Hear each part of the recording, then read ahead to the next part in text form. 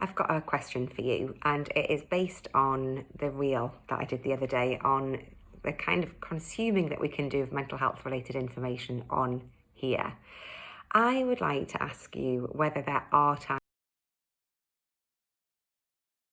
where you feel more anxious when you've read about kind of mental health and well-being information on here. And I, in a kind of tongue-in-cheek way, sort of alluded to it in my reel the other night, but I can sometimes come on here and get really frustrated and quite worried because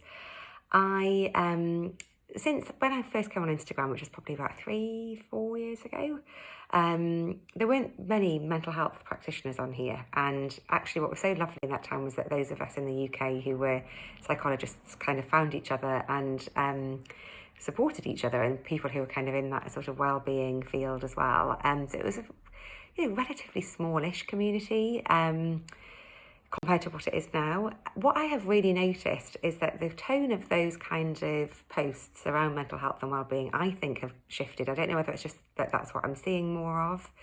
Maybe it's to do with the kind of, wider, different people that I'm following. But I feel like, in those kind of my early days on Instagram, the tone of posts was very much like, let me give you some information about this thing. So let me give you some information about depression or my experience of depression, or, the things that maybe can help you with thinking about depression. And something that I see so much more of on here, and I wonder whether it's because actually our attention spans are getting shorter and shorter, so it needs to be like super quick when people are kind of creating content. They're doing it in a really like, here's A and here's B kind of way, rather than let's explore something in a bit more depth. So we lose the nuance. And one of the things that I've noticed so much more is this kind of tone of, if you're experiencing this, then you probably have this. So if you're experiencing this symptom or experience, then you probably were deeply traumatized as a child. And so that's kind of number one thing to sort of just point out. And I was curious about whether you've noticed that too, whether it's just something that maybe I'm kind of noticing more of. And how that makes you feel, if there is this kind of slightly black and white way of presenting these things. And then the second thing that I was wanting to say was to relate that to something that I talked about in the Parent Pause workshop on Tuesday, which was the way that we kind of have been using social media, the way that we use it anyway, but particularly this year, we've been using it much more to numb out our feelings. So we've had obviously bigger feelings this year about the stresses that we've been under. We have been under an enormous amount of stress, and I go into this in much more detail in the Parent Pause workshop, which if you weren't able to come, there is a replay available in my bio.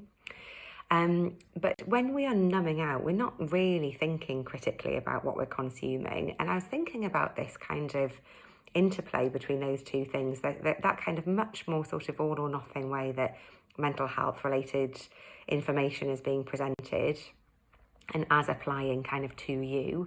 And then how we then consume it, which is if we're in this kind of slightly zoned out state and we maybe don't have a filter on, we're not kind of thinking about, do I trust this person who is giving me this information? And, how does this relate to me in my very unique life?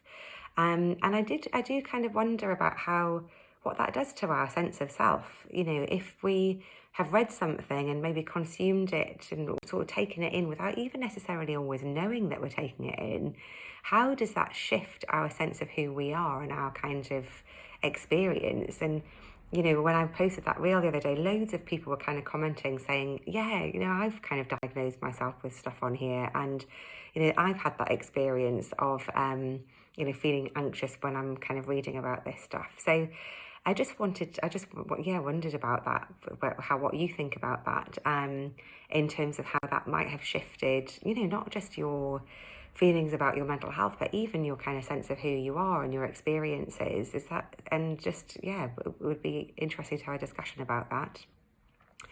That also brings me on to my third point, which is, where do I fit into all of that? And it's something that I think about a lot.